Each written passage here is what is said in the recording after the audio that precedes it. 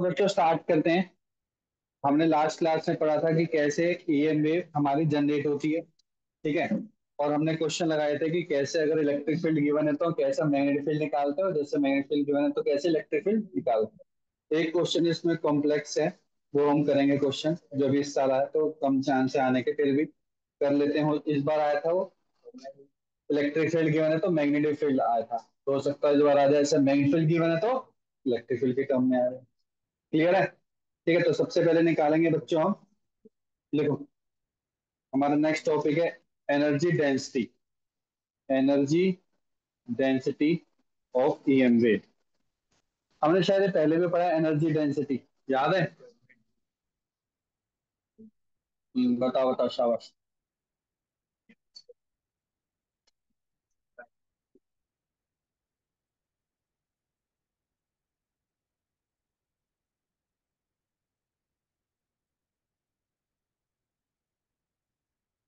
तो देखो energy density, पहले तो देखो उसकी यूनिट क्या होती है। इसकी होती है बच्चों डी यू अपॉन डीवी होती है। डी यू अपॉन डीवी का मतलब कि एनर्जी पर यूनिट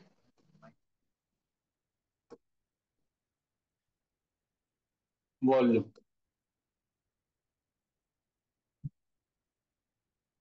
अगर थोड़ा बहुत याद हो तो हमने इसका फॉर्मूला निकाला था ईएमआई में, याद है कितना निकाला था? B square upon two mu.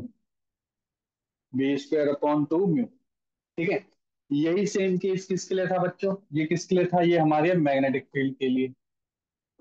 ऐसे में बात करूंगा किसके लिए, क्योंकि हमारी अब ईएम वेव है। ईएम वेव में दोनों वेव होंगे, इलेक्ट्रिक फील्ड भी होगी और मैग्नेटिक फील्ड भी होगी। तो मैग्नेटिक फील्ड के लिए तो ये बन गया। इलेक्ट्रिक फील्ड के लिए क्या बच्चे बन जाता फॉर्मूला 1/2 एप्सिलॉन ई स्क्वायर बनता। 1/2 एप्सिलॉन ई स्क्वायर है। क्लियर हो गया यहाँ तक? ठीक है। अब आपको पता है कि ईएम वेव से हम ईएम वेव को हम कैसे रिप्रेजेंट करते हैं बच्चों। इलेक्ट्रिक फील्ड को कैसे रिप्रेजेंट करते हैं आपने देखा था हमने। इलेक्ट्रिक फील्ड को रिप्रेजेंट करते हैं,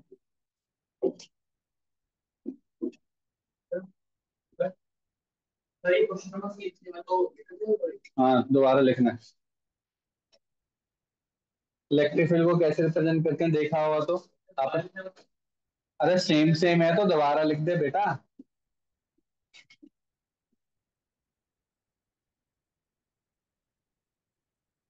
इलेक्ट्रिक फील्ड ऐसे रिप्रेजेंट करते हैं, ठीक है। और मैग्नेटिक फील्ड कैसे रिप्रेजेंट करते हैं बच्चों? यहाँ पे आता है B naught sine omega T minus K X plus theta. आप देख रहे होंगे जो साइन के बाद वाला पोर्शन है वो तो हमेशा लगभग सेम ही रहता है, उसमें कोई चेंजेस नहीं आती। ठीक है। तो यही तो मेरी बी और यही है ई। ये मेरी ई ए रही और मेरी बी ये रही। ठीक है। तो अगर मुझे इसमें से अगर मुझे इलेक्ट्रिक फील्ड निकालनी है, इसमें से अगर मुझे इलेक्ट्रिक फील्ड निकालनी है, तो कैसे निकालें? लिख ले ये वाला। देखो ना जल्दी जल्दी।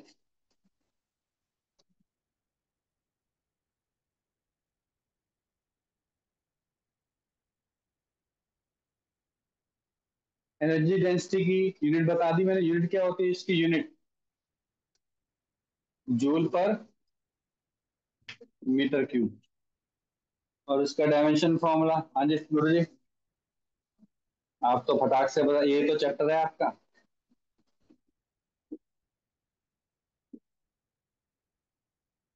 m1l-1t minus energy density. ठीक है। एनर्जी हमेशा पर यूनिट वॉल्यूम ही रहेगी। करंट डेंसिटी हमेशा पर यूनिट एरिया होती है। करंट डेंसिटी पढ़ा आपने जे, वो क्या होता है हमेशा? पर यूनिट एरिया होता है। ठीक है, क्रॉस सेक्शनल एरिया से जितना फ्लो कर रहा है। डेंसिटी क्या होता है? एक स्फीयर को मान के चलो कि कोई लाइट, जैसे लाइट आ रही है, इस लाइट में एनर्जी है कि नहीं है? है ना। अभी लाइट हर जगह तो फैल रही है, फैल रही है ना, इसलिए इसका वॉल्यूम पर यूनिट लिख गया। इसका हम क्या लेंगे बच्चों? Volume per unit. क्लियर हो गया? अब देखो बच्चे हमें क्या कैलकुलेट करना है। बी हमने निकाला था, तो बी की वैल्यू पुट करो। D U upon D V for magnetic field क्या था बच्चे मेरा? 1/2 एफ 2 म्यू था और बी की जगह क्या रहेगा, पूरा का पूरा B naught square sine square omega T minus K X plus theta. अगर मुझे एनर्जी डेंसिटी चाहिए, एवरेज एनर्जी डेंसिटी चाहिए, क्या चाहिए, एवरेज, एवरेज एनर्जी डेंसिटी चाहिए। ध्यान से सुन लो, एवरेज, एवरेज वैल्यू चाहिए। तो इसमें तो बी नॉट स्क्वायर का तो कोई एवरेज वैल्यू नहीं होती, अपॉन में 2 म्यू। पर साइंस, साइन की वैल्यू कहाँ से कहाँ लाई करती है, साइन की वैल्यू -1 से 1। लेकिन साइन स्क्वायर की वैल्यू कहाँ से कहाँ लाई करती है, 0 से 1। तो इसकी एवरेज वैल्यू क्या हो जाएगी, 0+1 डिवाइड बाई 2, तो कितनी हो जाएगी, 1/2 हो जाएगी। ठीक है, कितनी हो जाएगी बच्चों, 1/2। तो एक्चुअल में कितनी वैल्यू होगी, 1/4 बी नॉट स्क्वायर अपॉन में। इसको हम इस तरीके से भी लिख सकते हैं, ध्यान दो। अभी हम पढ़ेंगे एसी में पढ़ेंगे, जब अल्टरनेटिव करंट में हम पढ़ेंगे। पर मैं अभी थोड़ा सा बस हिंट दे देता हूँ। मैंने लिखा देखो ऐसे, 1/2 बी नॉट अपॉन √2 का होल स्क्वायर इंटू 1 अपॉन में म्यू। देखो कुछ भी सब सेम है। 1/2 है, म्यू √2 का स्क्वायर तो 2 हो जाएगा, 2 × 2 4 हो जाएगा, बी नॉट स्क्वायर है। जब भी कोई ऐसी वैल्यू हो बी नॉट अपॉन √2, वो रिप्रेजेंट करती है आरएमएस वैल्यू को। रूट मीन स्क्वायर वैल्यू को, किसको रिप्रेजेंट करती है, RMS, B R M S, B R M S और उसका स्क्वायर अपॉन में। ये कम यूज करेंगे बच्चों जब हमें एवरेज वैल्यू कैलकुलेट करनी होगी, एवरेज वैल्यू। अगर हमें कोई इक्वेशन गिवन है समथिंग ऐसे, 100 साइन समथिंग, तो 100 क्या है, बी नोट है कि बी आर एम एस है, बी नोट है वो मेरा, क्या है वो मेरा, बी नोट है।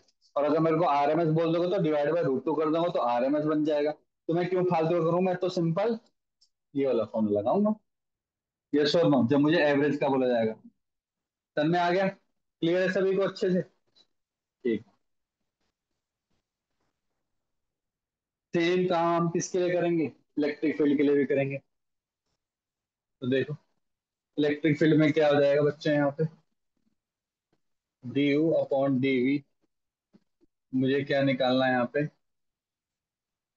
पहले तो मुझे मैग्नेटिक फील्ड के लिए निकालना है, इलेक्ट्रिक फील्ड के लिए। इलेक्ट्रिक फील्ड के लिए क्या बन जाएगी equation, 1/2 epsilon E not square sine square omega T minus K X plus theta. फिर दोबारा उसकी एवरेज वैल्यू करोगे तो कितना आएगा बच्चों, 1/4 एप्सिलॉन ई नॉट स्क्वायर। यही वैल्यू क्या है मेरी, यही वैल्यू बच्चे मेरी एवरेज वैल्यू है। और इसको मैं इस तरीके से लिख सकता हूँ, half epsilon E R M S का स्क्वायर। तो sir E R M S क्या होता है, ई आर एम एस होता है जो मैक्सिमम एम्पलीट्यूड है डिवाइड बाय √2। मैक्सिमम एम्पलीट्यूड का डिवाइड बाय √2 ही आपका क्या होता है, E R M S. Sir ये ई आर एम एस क्या होता है वो हम पढ़ेंगे एसी में, अच्छे से डिटेल में पढ़ेंगे, तब हम डिटेल में पढ़ेंगे। यहाँ तक कोई डाउट किसी को, क्लियर हो गया।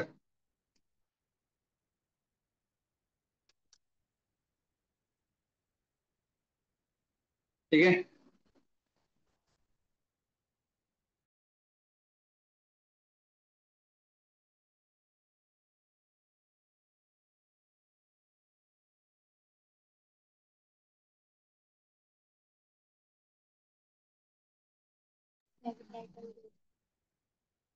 चलो तो लिख लिया।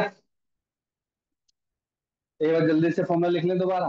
तुमने क्या निकाला बच्चों, हमने निकाला du/dv।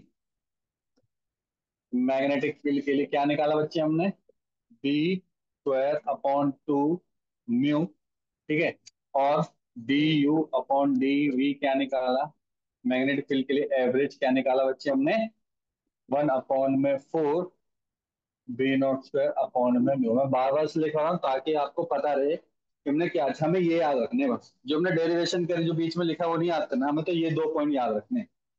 हमें ये 2 पॉइंट याद रखने हैं, ये है हमारे लिए इंपॉर्टेंट। समझ में आ गया, ये हमारी बी में है, ये मेरी बी नॉट में है। बी नॉट का मतलब maximum amplitude of magnetic field, B not का मतलब क्या है, मैक्सिमम एम्पलीट्यूड ऑफ मैग्नेटिक। याद रखोगे ये चीज, ठीक है। सिमिलरली किसके लिए हो जाएगा बच्चों, इलेक्ट्रिक फील्ड के लिए हो जाएगा, D U upon D we.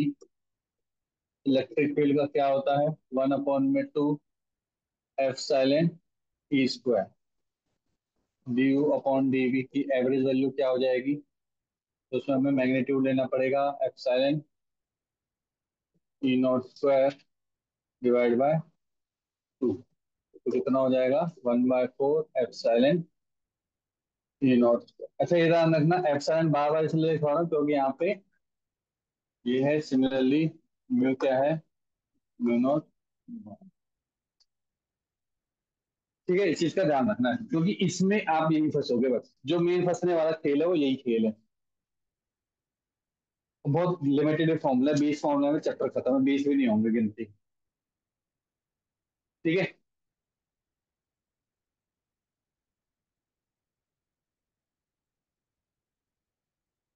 तो क्वेश्चन में अगर ये प्रूफ आ जाए, प्रूफ दैट जो हमारी ईएम वेव होती है, प्रूफ दैट जो हमारी ईएम वेव होती है उसके अंदर जितनी इलेक्ट्रिक फील्ड के पास एनर्जी होती है उतनी ही मैग्नेटिक फील्ड के पास भी उतनी ही सेम एनर्जी होती है। लिख लो, प्रूव दैट, क्वेश्चन में लिखो ऐसे टर्म है, prove that in EM wave, in EM wave energy density of electric field is same as energy density of magnetic field. Energy density of electric field is same as that of energy density of magnetic field. करें, तो देखो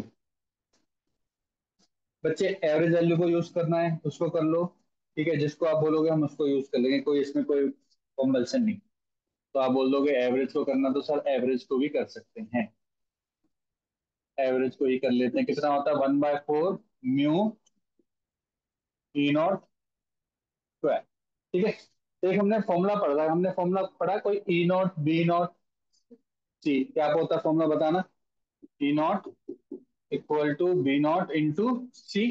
तो मैं E nought की value उसको put कर दूं क्या, कोई दिक्कत तो नहीं है। म्यू, म्यू आएगा एप्सिलॉन, आएगा एप्सिलॉन, इधर आएगा एप्सिलॉन, एप्सिलॉन यहाँ पे आएगा बच्चों, देखो बी नॉट का स्क्वायर सी का स्क्वायर, ये आ गया। सी का मैंने फॉर्मूला बताया था, वेलोसिटी का अगर थोड़ा बहुत भी याद है, सी का मैंने फॉर्मूला बताया था 1 में म्यू एप्सिलॉन, याद है हमने क्लास क्लास में किया था म्यू एप्सिलॉन। इसका हमें स्क्वायर कर देंगे तो क्या हो जाएगा बच्चे, 1/4 एप्सिलॉन बी नॉट स्क्वायर 1 में म्यू एप्सिलॉन, एप्सिलॉन से एप्सिलॉन करके क्या बचा, 1/4 बी नॉट स्क्वायर अपॉन में म्यू। ये किसकी एनर्जी डेंसिटी का होता है, मैग्नेटिक एनर्जी डेंसिटी का होता है ये। इसका मतलब कि जितनी इलेक्ट्रिक फील्ड के पास एनर्जी होती है उतनी ही मैग्नेटिक फील्ड के पास एनर्जी होती है। समझ में आ गया, नहीं आ गया, यस और नो।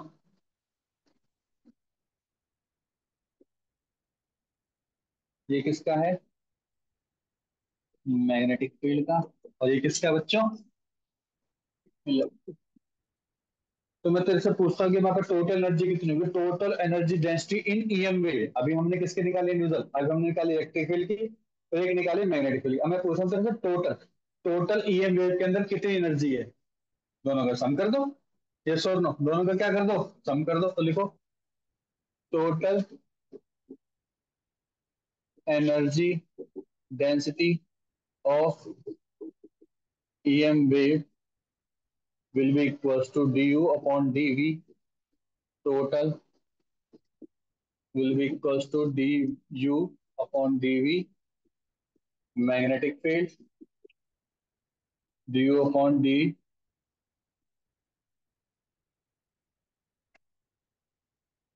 electric field।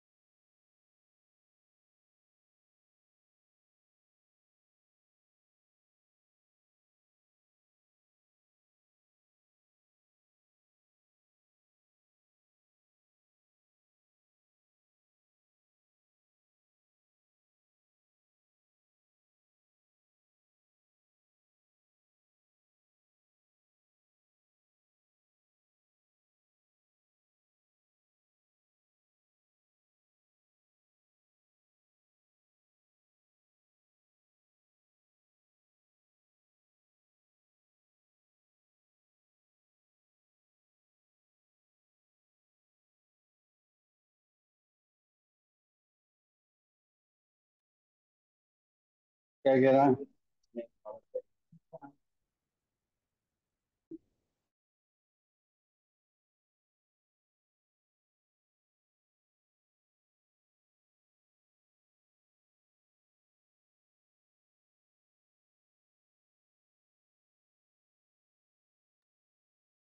ठीक है, करें? ठीक है बच्चों, हो जाएगा ये वाला क्वेश्चन। ठीक है। इसमें एक और इम्पोर्टेंट बात है, यहाँ पे एक बार क्वेश्चन आ रखा है कि जो इलेक्ट्रिक फील्ड है, अगर रेडियस डबल हो जाए तो इलेक्ट्रिक फील्ड पे क्या फर्क पड़ेगा? बताना भाई। अगर अगर रेडियस डबल हो जाए, मतलब स्फीयर की रेडियस डबल हो जाए, तो इलेक्ट्रिक फील्ड पे क्या फर्क पड़ेगा? 4 गुना कम नहीं। वेरी गुड, बहुत ही इंटेलिजेंट लड़का है। इसको दिखाई नहीं दे रहा, E not square R nought R square है ना? इसको नहीं दिखाई दे रहा है। दिखाई दे रहा है कि नहीं दिखाई दे रहा है इसको? नहीं दिखाई दे रहा है ना? हाँ। तो यहाँ पे ध्यान रखना है, ई डायरेक्टली प्रोपोर्शनल टू क्या होता है? 1/r होता है। सिमिलरली मैग्नेटिक फील्ड भी डायरेक्टली प्रोपोर्शनल टू क्या होता है बच्चों? 1/r। वेरी वेरी इंपॉर्टेंट, इसको स्टार मार्क कर लो। तो रेडियस के डबल होने से इलेक्ट्रिक फील्ड क्या हो जाएगी? हाफ हो जाएगी। याद रखोगे ये चीज? लिख लो, क्योंकि स्क्वायर में है दोनों। इसका मतलब कि जितना ज्यादा कोई ऑब्जेक्ट दूर होगा, तो हमारे फोन के सिग्नल की स्ट्रेंथ क्या होती रहेगी? बहुत ज्यादा वीक होती रहेगी, बहुत ज्यादा वीक होती रहेगी। क्यों? क्योंकि जितने जितना आर जीरो होगा, उतनी ही हमारी ईएम वेव हमारे फोन पे आ रही है, उसकी स्ट्रेंथ क्या होती जा रही है बच्चों? कम होती जा रही, कम होती जा रही, कम होती जा रही, इस वजह से। इसलिए मैं कुछ कुछ ड्यूरेशन, कुछ कुछ डिस्टेंस के बाद में बार बार एंटीना लगाना पड़ता है। एंटीना जो हम लगाते हैं, जब आप पढ़ोगे, इंजीनियरिंग में पढ़ोगे, जब कम्युनिकेशन फील्ड में पढ़ोगे, तो वहां देखोगे हमारा जो एंटीना होता है वो एक्चुअली लगा होता है हेक्सागोनल शेप में लगा रहता है, क्योंकि वो पूरे से अच्छे से एरिया को कवर कर लेता है। ठीक है, सर्कल में नहीं लगा होता। क्यों? अगर सर्कल में लग गया, यहाँ अगर तो बाहर यहाँ खड़ा हो गया, बस खड़ा ही रहेगा, फिर कुछ नहीं आएगा तेरे पास। हेक्सागोनल सबसे इजी है। ठीक है। ऐसे सब सब एरिया कवर हो जाएगा उससे, कोई भी एरिया नहीं कि छूटेगा। तो जितना भी जब शुरू में बनाएंगे तो हिसाब से बनाएंगे कि हर एक पॉइंट पर आप बीच बीच में एंटीना लगा दो। ये क्या करता रहेगा? ओमनी डायरेक्शनल एंटीना लगाता रहेगा। फिर सोचा कि नहीं, हमें सिग्नल की सेंड बढ़ाने, तो उन्हें पॉइंट पॉइंट पर लगाने लग गए एंटीना, ताकि, क्योंकि नंबर ऑफ यूजर बढ़ जाते हैं ना, नंबर ऑफ यूजर बढ़ेंगे तो क्या हो जाएगा? ज्यादा तो भी फोन कर रहा, तो भी यूज कर रहा, तो भी फोन यूज कर रहा, सारे फोन यूज कर रहे, अब तो सबके सब इंटरनेट भी यूज कर रहे हैं। तो हमें ज्यादा से ज्यादा क्या चाहिए? एंटीना चाहिए, ताकि हम यूजर को एक अच्छा एक्सपीरियंस दे पाए। तो ज्यादा एंटीना लगाने पड़ेंगे उस हिसाब से। ठीक है, तो चलो बात करता हूँ। यहाँ तक क्लियर हो गया सभी को? कोई डाउट तो नहीं यहाँ तक? ठीक है, नेक्स्ट टॉपिक लिखो।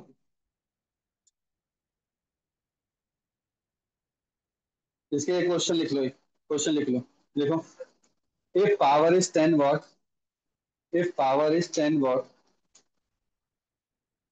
And radius is 5 metre, radius is 5 metre, then find out then find out maximum electric field intensity, then find out maximum electric field intensity and RMS value of electric field, and RMS value of electric field, RMS value of electric field।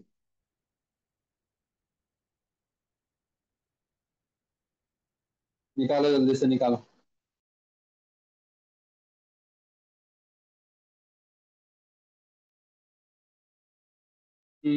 तो क्या given था? Power given था 10, radius थी 5, भाई यही तो given है। हाँ। हाँ, फिर कैसे भूल जाता है? और 24 करेक्ट है। टी की वैल्यू गिवन है। आप ध्यान दो, F7 की वैल्यू बहुत प्यार से लिखो। आपको पता है 1/, थोड़ा दिमाग लगाओ, 1/4 पाई। F7 की वैल्यू सर ने बता रखी है 9 × 10⁻, सॉरी 4 पाई। F7 की वैल्यू कितना है? 9 × 10⁻⁻9, ये बता रखी है ना? यही है ना? तो F7 की वैल्यू कितनी हो जाएगी? 9/4 पाई × 10⁻⁻9। यहाँ तक क्लियर है? ठीक है। ठीक है, अब दिखाते हैं पावर। पावर कितनी दे रखी है बच्चों? 10 watt। 10 है पावर। 10, 4 पाई। आर कितना है? 5 का स्क्वायर। ठीक है, 1/2। F7 की वैल्यू कितनी होगी? 9/4 पाई। 10⁻⁹ ई नॉट स्क्वायर 3 × 10⁻⁸। अब देखो है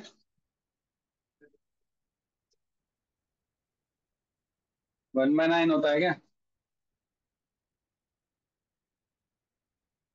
हाँ 1/36 पाई होता है, करेक्ट है, बिल्कुल करेक्ट। ठीक है, अब कट जाएगा, देख पाई से पाई कट गया। ये किससे कट गया बच्चे? 9 से। ये कट इससे कट गया 3 से। 25 का स्क्वायर है। ठीक है, ये भी कट जाएगा, बहुत इजीली सोल्व हो जाएगा। तो ई नॉट जो स्क्वायर आएगा यहाँ पे कट मटा के सीधा आएगा 24। तो ई नॉट कितना हो जाएगा यहाँ से? √में 24। ई आर एम एस मैंने बता रखा क्या होता है। E R M S E naught divide by √2। दोनों रूट में है तो 24 डिवाइड बाय 2 कितना होता है? √12। √12 को लिख सकते हैं 2√3। और यूनिट सेम ही रहती है, वोल्ट पर मीटर। यूनिट में कोई फर्क नहीं आता। इसकी यूनिट क्या रहेगी? वोल्ट पर मीटर। बस आंसर आ गया। ठीक है, तो खासकर इस क्वेश्चन के लिए ना आपको ये वाली वैल्यू ही पुट करोगे तब इसको, कि क्यों? एडवांटेज क्या है? क्योंकि पाई से पाई कट जाएगा। याद रखना ये वाली वैल्यू एप्सिलॉन की। ठीक है, इस क्वेश्चन के लिए जब भी ऐसा क्वेश्चन आएंगे तो पाई से पाई काटने के लिए हमें ये यूज कर।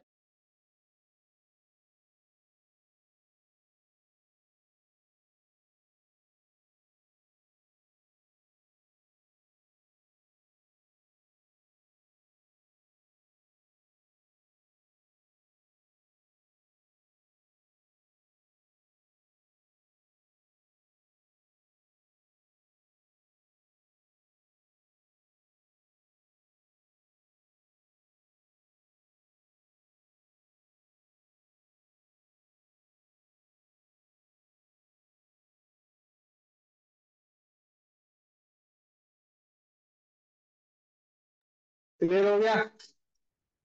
चलो, तो नेक्स्ट टॉपिक है आपकी पॉइंटिंग वेक्टर।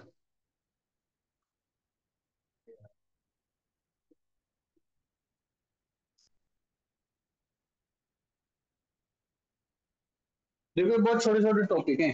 ठीक है, जब आप इंजीनियरिंग पढ़ोगे, खासकर जब इलेक्ट्रॉनिक्स कम्युनिकेशन पढ़ोगे, तो मैंने उससे करेंगे तो उसमें बहुत डिटेल में पढ़ते हैं इसको, बहुत ज्यादा डिटेल में।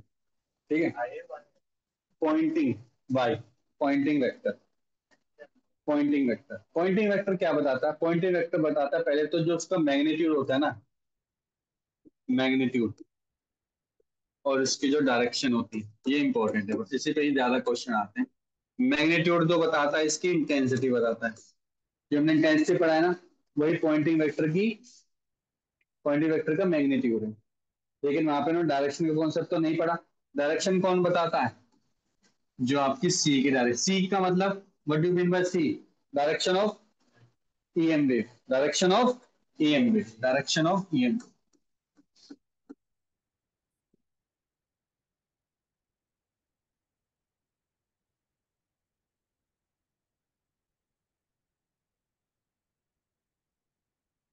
Direction of EM wave. ठीक है, इसको रिप्रेजेंट करते हैं बच्चों एस से। तो एस मेरा अगर है तो आई मेरी क्या हो गया? इंटेंसिटी। सी मेरा क्या हो गया बच्चे? यूनिट वेक्टर होगा, जो कि मेरे को डायरेक्शन बता रहा। ठीक है, जो मेरे को क्या बता रहा बच्चों? डायरेक्शन बता रहा। अच्छा बताओ, इंटेंसिटी का हमने फॉर्मूला पढ़ा, क्या पढ़ा formula? 1/2 epsilon E not square C, और ये भी सी। ठीक है, ठीक है यहाँ तक। Cap 1/2 F silent. अच्छा, ई नॉट को ध्यान से देखो, क्या मैं ई नॉट को ऐसे ले सकता हूँ? ई नॉट, और ई नॉट की जगह मैं ले सकता हूँ बी नॉट सी। और ये सी है ये, और ये सी का क्या, देख लो पहले एक बार अच्छे से। ठीक है, ऐसे ले सकता हूँ, नहीं ले सकता हूँ? अच्छा ध्यान से देखो, क्या मैं ले सकता हूँ? Half epsilon E not B not C square. C square को मैं कैसे ले सकता हूँ? सी स्क्वायर को आपने देखा था सर, सी स्क्वायर को हम लिख सकते हैं 1 में एफ साइलेंट म्यू। यस और नो? एफ साइलेंट कट गया, तो हमारा एक और फॉर्मूला बन गया 1/2 ए नॉट बी नॉट अपॉन में म्यू। क्या हम ये इंटेंसिटी के लिए भी यूज कर सकते थे? बिल्कुल कर सकते थे। पर हमने इंटेंसिटी में क्यों नहीं यूज किया? अभी मैं बताऊंगा क्यों नहीं यूज किया। क्योंकि जो पॉइंटिंग वेक्टर है वो एक स्टेटमेंट बोलता है।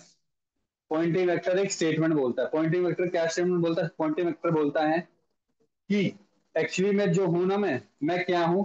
ई और बी के बीच में क्रॉस प्रोडक्ट हूं। मैं क्या हूं? ई और बी के बीच में क्रॉस प्रोडक्ट। वैसे क्रॉस प्रोडक्ट होता क्या है, अगर आपको थोड़ा बहुत याद हो? क्रॉस प्रोडक्ट बोलता है कि कोई भी दो वेक्टर है, एक वेक्टर है ए, एक वेक्टर है बी, उनके बीच में जो क्रॉस प्रोडक्ट का जो रिजल्टेंट होगा ना, उसकी डायरेक्शन कहाँ पे होती है? हैं? इन दोनों के परपेंडिकुलर। ईएम वेव में बताना हमने क्या पढ़ा?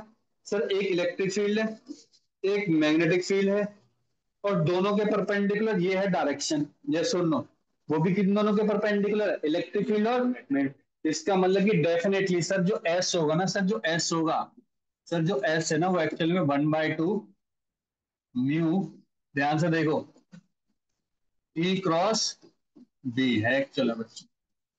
अब मैं डायरेक्शन भी लगा रहा हूँ, क्यों? क्योंकि आपको पता है ई क्रॉस बी कौन सी डायरेक्शन देगा? परपेंडिकुलर डायरेक्शन देगा, जो कि एक तरीके की सी की डायरेक्शन ही होगी। ये और नो, यहाँ पे मैंने डायरेक्शन नहीं लगाई है। क्या बात क्लियर हो गई? सर यहाँ पे सी वेक्टर, सी यूनिट वेक्टर क्यों नहीं यूज किया? क्योंकि खुद ही डायरेक्शन दे रहा। वेक्टर है ना, वेक्टर का क्रॉस प्रोडक्ट क्या देता है? डायरेक्शन देता है। डायरेक्शन क्या होगी सर? परपेंडिकुलर होगी। किसके परपेंडिकुलर होगी? ई और बी के परपेंडिकुलर होगी। और वो जो भी ई और बी के परपेंडिकुलर होते हैं वो किसकी डायरेक्शन होती है? वो सर ई एम वेव की डायरेक्शन होती है। वही तो मैंने बता रहा हूँ, ई एम वेव की डायरेक्शन, ई एम वेव की डायरेक्शन। बात क्लियर हो गई? इसको मैंने और भी अभी गलत लिखा है। गलत क्यों लिखा है सर? यहाँ पे आएगा ई नॉट बी नॉट आएगा, तो भी शुरू से वही चल रहा। अगर सुनो, अगर सर मैं यहाँ पे इस टू को हटा के, ध्यान से देखो, अगर मैं टू को हटा के सर अगर ऐसे लिख दूं तो कोई परेशानी है कि नहीं? नहीं है sir. E naught by root two क्या होता है? E naught by root two E R M S होता है ना? और ऐसी को क्या होगा बच्चों? B R M S. तो एक्चुअली में आप लिखोगे ये दोनों मेरी क्या है? आर एम एस वैल्यूज हैं, आर एम एस वैल्यूज हैं, याद रखना है। तो जो मेरा एस फैक्टर होगा वो फाइनल निकल गया 1/म्यू ई क्रॉस बी। ई क्रॉस बी निकला, ई क्रॉस बी।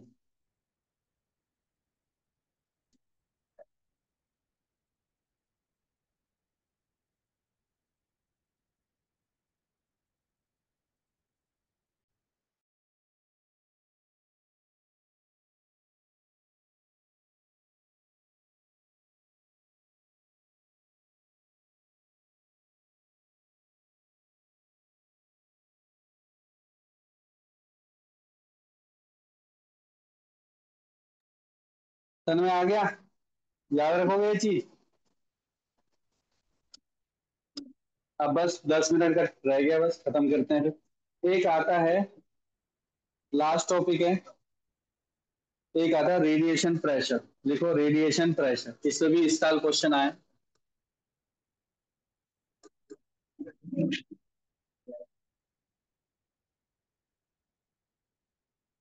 रेडिएशन प्रेशर क्या करता है? जैसे कोई लाइट वेव है, अगर वो मिरर से टकराती है तो क्या होती है? आपको पता, आपने पढ़ा है, 10th में पढ़ा है कि जो बिल्कुल, अगर बिल्कुल बिल्कुल परफेक्टली क्या हो जाते हैं, वो रिफ्लेक्ट हो जाते हैं। अगर उसके अंदर कोई भी डिफेक्ट नहीं है, अगर वो बिल्कुल पॉलिश्ड है, तो पूरी की पूरी क्या हो जाएगी बच्चों? रिफ्लेक्ट हो जाएगी। और अगर उसके अंदर कुछ भी थोड़ा बहुत क्या है, उसके अंदर गैप है, तो कुछ ना कुछ पोर्शन उसका एब्जॉर्ब भी हो जाएगा। उसका कुछ ना कुछ पोर्शन क्या होता है? एब्जॉर्ब का मतलब कि उसको पास ऑन कर देगी, उसके अंदर से पास हो जाएगी, एब्जॉर्ब कर देगी, रिफ्लेक्ट नहीं होगी। ठीक है? तो दो टाइप के लिखो, फॉर परफेक्ट रिफ्लेक्टिंग सरफेस।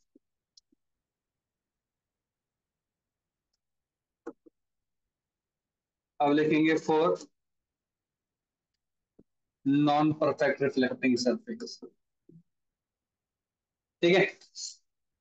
यहाँ पे जो फॉर्मूला होता है, यहाँ पे जो फोर्स का फॉर्मूला होता है वो होता है 2p/c। यहाँ पे जो फोर्स का फॉर्मूला होता है वो होता है टू सॉरी p/c। सिर्फ p क्या है यहाँ पे? p बच्चों पावर है, अभी जो हमने पढ़ा था पावर है। और सर c क्या है यहाँ पे? वेलोसिटी ऑफ लाइट है।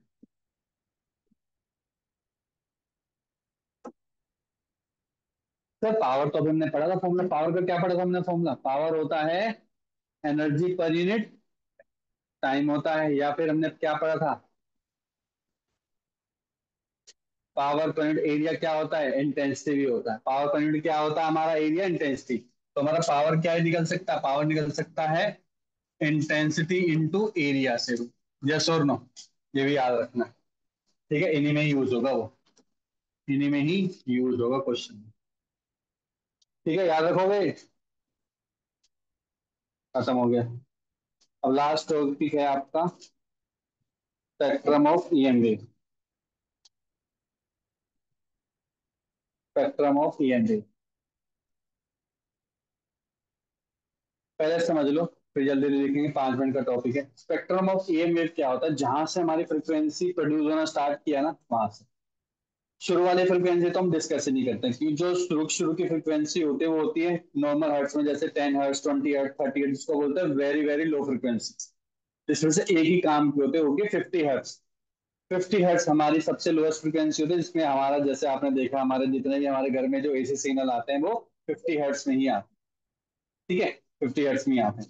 अमेरिका में 60 हर्ट्ज। हर कंट्री के लिए एक आईटीयू है। आईटीयू क्या? इंटरनेशनल टेलीकम्युनिकेशन यूनिट है, जिसने हर कंट्री को एक स्पेसिफिक फ्रिक्वेंसी बता रखी है, भाई तो इसी फ्रिक्वेंसी में काम करोगे। जैसे कि बोल रखा है, जैसे 4G बैंड है ना, 4G बैंड की जो फ्रिक्वेंसी होगी तुम यही यूज करोगे, इसके अलावा कोई यूज नहीं करोगे। जैसे तुमने कोई और यूज किया तो तुम्हारे ऊपर कैंस नहीं, तुम्हारे ऊपर वो आ जाएगा।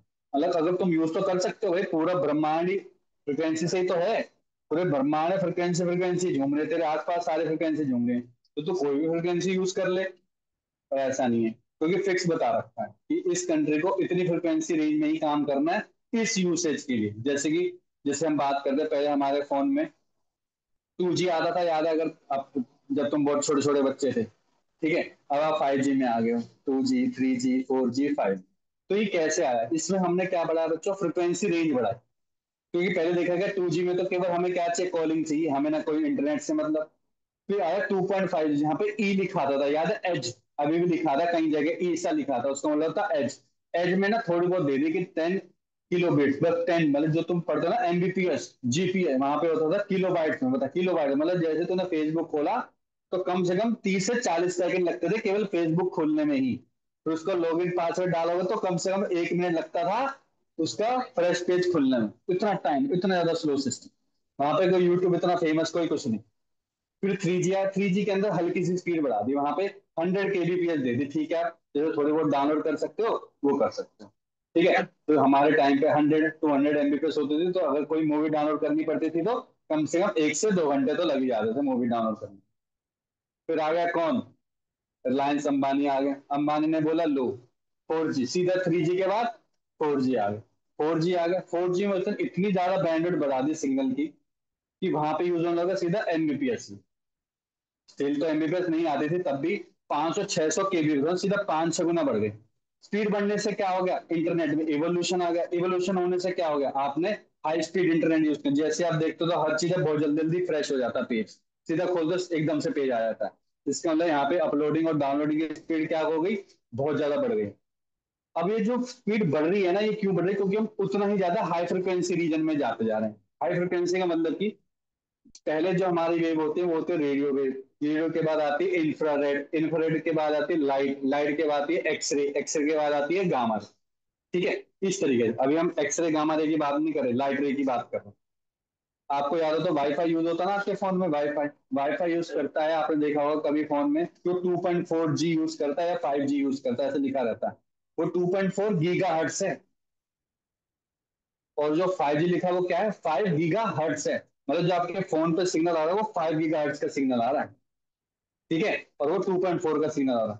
अब पढ़ना, कभी कभी टाइम ले 2 मिनट के, लेकिन लाइफ फाई भी यूज हो रहा है, लाइफ फाई, जिसमें लाइट रेज आपके फोन पे आएंगी। ठीक है, लाइट रेज से क्या करेंगे हम? सिग्नल। अब लाइट की स्पीड कितनी होती है? 3 × 10⁸ इतनी हाई स्पीड से डाटा डाउनलोड या अपलोड होगा, मतलब मेरे फोन से जाएगा, पूछे बहुत ज्यादा।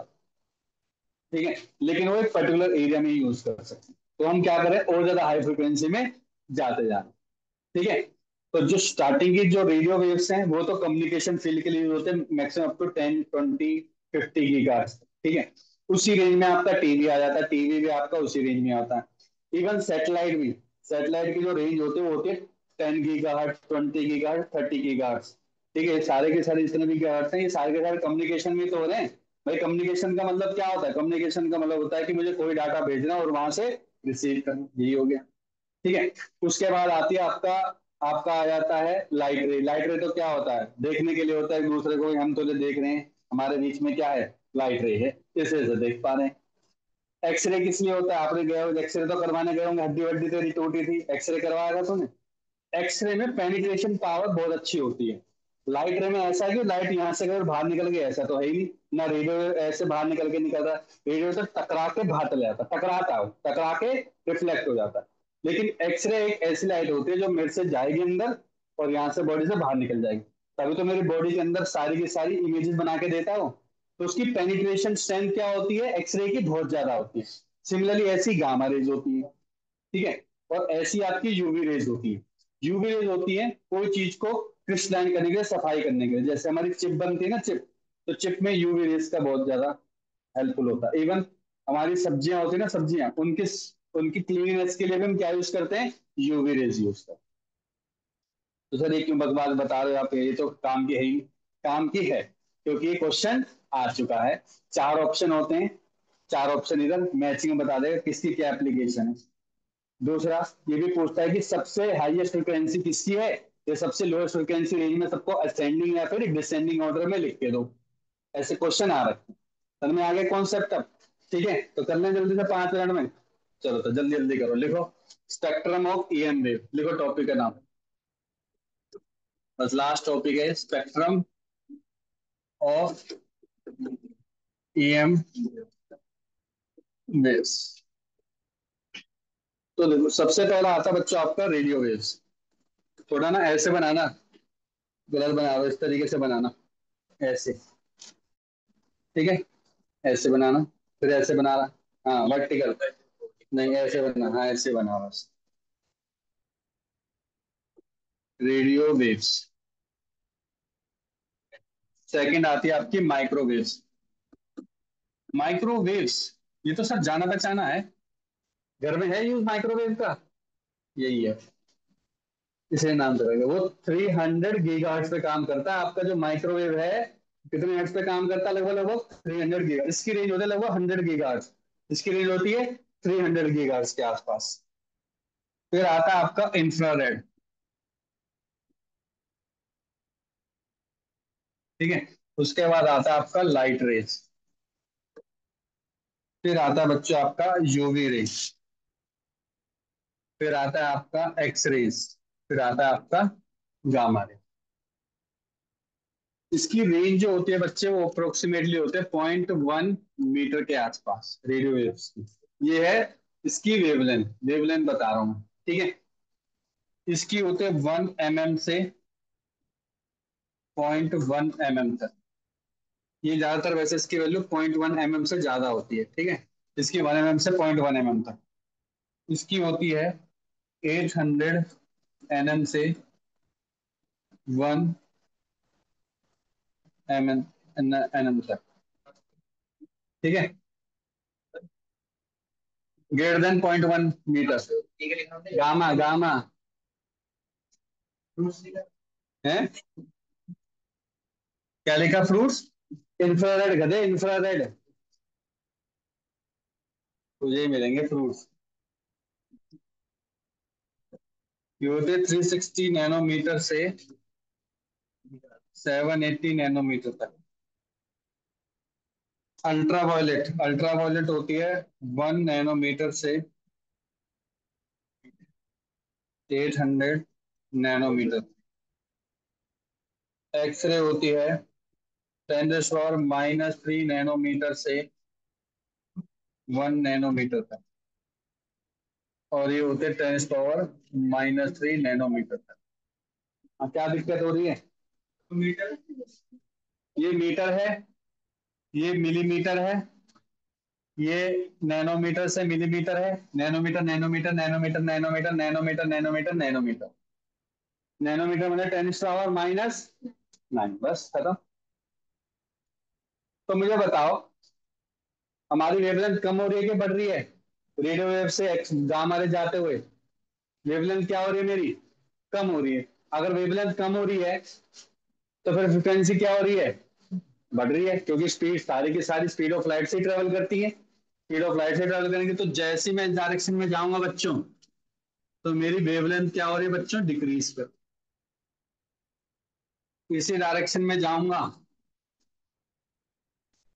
तो मेरी फ्रिक्वेंसी क्या हो रही है बच्चों? इंक्रीज कर रही है फ्रिक्वेंसी। फ्रिक्वेंसी क्या हो रही है? इंक्रीज कर रही है।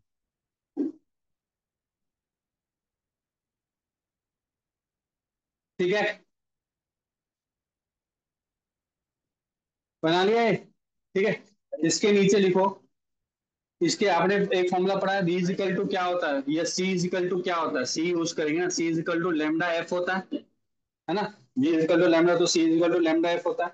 तो लेमडा क्या होता है बच्चों? सी अपॉन एफ। तो यहाँ से पता चल गया फ्रिक्वेंसी बढ़ेगी तो लेमडा क्या हो जाएगी? कम। ठीक, आपने केमिस्ट्री पढ़ा हुआ, ई का फॉर्मूला होता है किसके साथ? एच एफ के साथ। पढ़ा है केमिस्ट्री में? एच एफ, एच क्या होता है आपका? एच क्या होता है? फ्लाइंग कांस्टेंट होता है। क्या होता है? फ्लाइंग कांस्टेंट होता है। और एक और फॉर्मूला होता है एच सी अपॉन लेमडा। हम फ्रिक्वेंसी की वैल्यू क्या पुट कर सकते हैं? सी अपॉन लेमडा पुट कर सकते हैं, है ना। पुट कर सकते हैं ना। तो यहाँ पे एच और सी मेरे क्या डायरेक्टली कांस्टेंट हो गए, एच की वैल्यू फिक्स, सी की वैल्यू फिक्स। इसका मतलब कि एनर्जी जितनी लैम्डा कम होगी उतनी ज्यादा एनर्जी क्या हो जाएगी? बढ़ जाएगी। तभी तो एनर्जी बढ़ने का मतलब क्या, उतनी ज्यादा पेनिट्रेट कर पाएगा। तभी मैंने बोलता कि गामा रे इजिली पेनिट्रेट कर पाएगा कि radio wave? Gamma ray penetrate कर पाएगा। इसका मतलब कि अगर मैं इस डायरेक्शन में गया, इस डायरेक्शन में, अगर सर आप इस डायरेक्शन में गए हो तो मेरी एनर्जी क्या हो जाएगी बच्चों? बढ़ जाएगी। एनर्जी क्या हो जाएगी बच्चों? मेरी बढ़ जाएगी। एनर्जी बढ़ गई मतलब पेनिट्रेशन पावर बढ़ गई। पेनिट्रेशन पावर बढ़ गई। तो लिखोगे पेनिट्रेट इजिली, यहां पे लिख लेना पेनिट्रेट इजिली। ठीक है, एक लास्ट फॉर्मूला है, मोमेंटम। मोमेंटम होता है बच्चों एच अपॉन लैम्डा, जो कि होता है ई अपॉन सी। हमने ई का फॉर्मूला पढ़ा था, E upon C equal to H upon lambda. ठीक है, हो गया यहां तक सभी का?